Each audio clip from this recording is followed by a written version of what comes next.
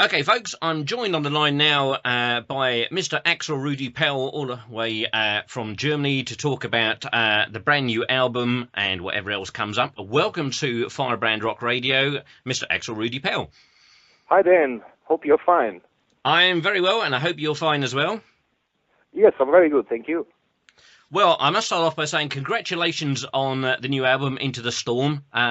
Being one of these privileged people that gets to hear it before everybody else, I've already given it quite a few plays, it has to be said. Okay, that's great, and I really like it. And yes, I hope you like it too. You said you heard it before everybody else did, so it's great. Yes.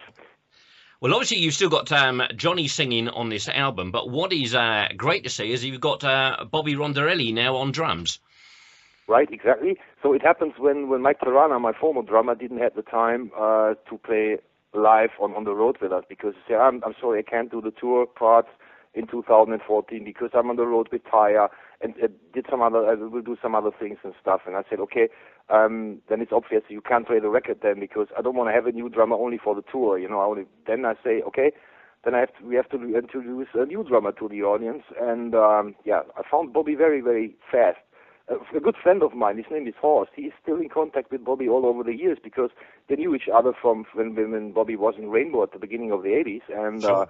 they got still in contact. And I got the email number from my good friend Horst, and I just asked Bobby, and he said, well, I have to listen to your music, because he knew our name, but he didn't hear any music so far. So I sent him some MP3 files and stuff, and he listened to it and said, wow, that's exactly my kind of music, you know, and that was perfect then. Well, that's superb. I mean, I'm a huge fan of Bobby's work. I mean, for those of you, and shame on you if you've never heard of Bobby, obviously, as you said yourself, Axel, his time of Rainbow, and also the likes of Black Sabbath, etc. A fabulous, fabulous inclusion into the band, I would say. Yeah, I think the same, definitely. You know, we both agreed we have the same kind of feeling for this kind of music, because we grew up listening to the same kind of bands, you know, like bands like Uriah Heep, Deep Purple, Rainbow, UFO, The Lizzy and stuff, you know, and we were always, very excited about this. Well, I'm guessing, and you'll probably correct me if I'm wrong, this must be now, Into the Storm, is it now your 25th album? It could be. I think it's a 15th or 16th studio album. But when you count all the different, or when you add all the different other albums like compilations and stuff, ballad recordings live on top, it could be the 25th. I'm not quite sure about that yet. Yeah, you can't be accused of sitting on your hands and doing nothing. That's right, exactly. That's what I told my record company every time. I think it's time for a new record. They say, "Oh, it's only 3 months. 3 months. You know, you only got it in store for 3 months." And I say, "Yeah, but I'm full of new ideas, you know." But that would be actually overdose, I think. So I think it's every 1.5 or every 2 years a new studio album. That's okay. Did you do all the writing yourself, or was anyone else involved? Did you bring Charlie into the? Obviously, he was a co-producer of the album. How much influence did he have on the final output?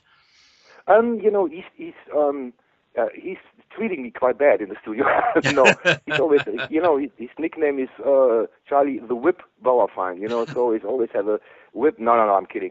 But you know, he's taken the rest out of me. He's squeezing the rest of musicalness out of myself, because he said, Axel, you have to play that solo again, it sucks. I say, it's not too bad, let's keep 3 notes, and say, you can do it better, you know. So that's the main help I got from him in the studio. And but concerning the writing stuff, I'm always doing it by myself, alone, at home, and my little recording something which I have in my working room there, and Right. I'm writing all by myself. Of course, the others have their inputs. Of course, I'm in the studio, for example, and I play a riff and a track to Bobby. I say, listen, this is the rhythm guitar of the song. This is the beginning riff. This is the intro, and this is the chorus or something. He said, yeah, I know what you mean. And he tried to play something to it, and he said, oh, that's cool. That's very good, because I don't have to explain so much to the other guys. They have the natural feeling for that kind of music, you know. Well, obviously, your albums have a very distinctive sound to them, not only from your playing, but obviously with John Gianelli singing. Again, another guy I'm a massive fan of, and I had the privilege of meeting at Firefest this year. Obviously, he was there with Hardline. And I take it you're just happy to carry on working with Johnny, seeing as he's been on so many of your albums.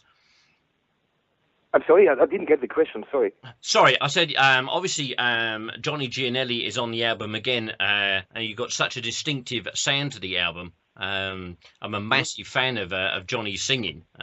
Okay. Had the privilege of meeting him at Firefest this year. Obviously, he was over there with Hardline. Obviously, you're very comfortable with having him on the albums.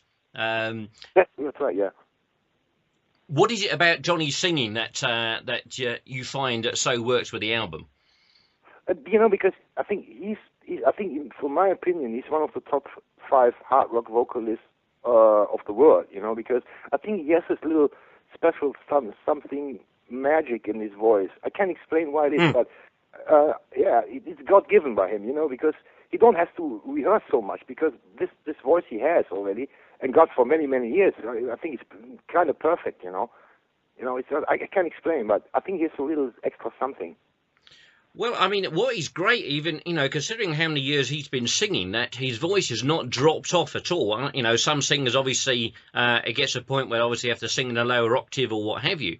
But Johnny's range, I think, is still exactly in the same place as it was 20-odd years ago. That's right, absolutely. I mean, the only thing is that he's getting older, actually, like all of us, but it's not. It has nothing to do with his voice. Normally, you would say, okay, a good hard rock singer till the age of 30, and when he's over 30, the vocal cords are getting weaker and weaker. But it's not happening to Johnny. I don't know why, but he's perfect. He's great. I don't know. I can't explain.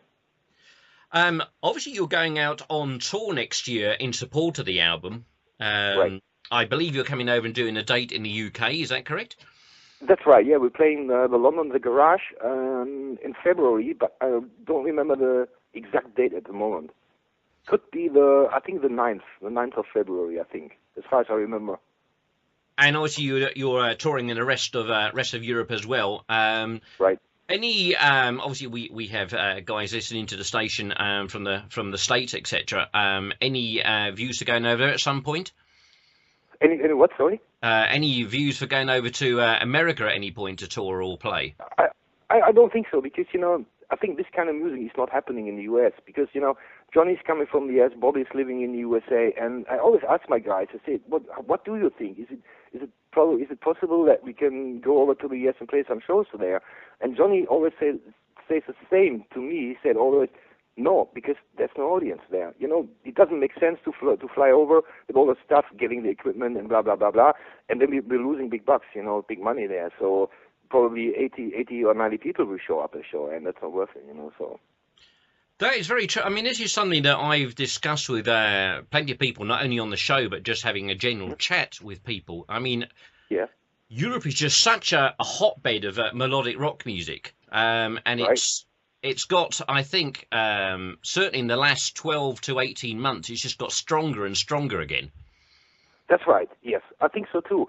Maybe it's a thing of the future. I don't know. Maybe we can go over to the US and play there maybe in 2 or 3 years, or maybe I'm too old then. So I don't know, because we didn't get any acceptable offer so far. I don't know. That's the other thing. So we have to wait and see. One thing I am going to bring up, which I am absolutely delighted to see artists release, is with the new album. It is out on good old vinyl as well. Right. Everybody will be shouting at the radio now because I bring up vinyl probably every week without fail, being a massive vinyl fan myself. Okay. Have you brought it out simply because there's a demand for it, or is it just something that you had a nostalgic feel for? It was a plan from the record company, because I can't play vinyl any longer because I don't have a vinyl player at home. I always thought that CD, it's not making noise when you put the CD in the player. It's better for my taste, only my taste, But there's so much requests, people saying, wow, vinyl is great, why don't you bring out a vinyl? And I said, it's a limited edition. I think it's 1,500 copies, only vinyl, and then when it's sold out, it's sold out. It won't be pressed again, So I don't know. I'd better get my order in quick then. Hopefully you get your copy from the record company and you don't have to order it. Yeah. I better lean on some people then, Axel. Okay. Well, thanks ever so much for coming on the station. I really appreciate you taking the time to call in today. My pleasure. Thank you. as people know only too well, I only play stuff on the show that I'm a fan of and I enjoy, and I'm really, really enjoying the album. And I wish you every success with it. Thank you. The same to you. Much success to you too. Thank you very much indeed, Axel. Okay, you're welcome. Thank you, Dan. Thanks now. Okay, bye-bye. Bye-bye. Bye-bye.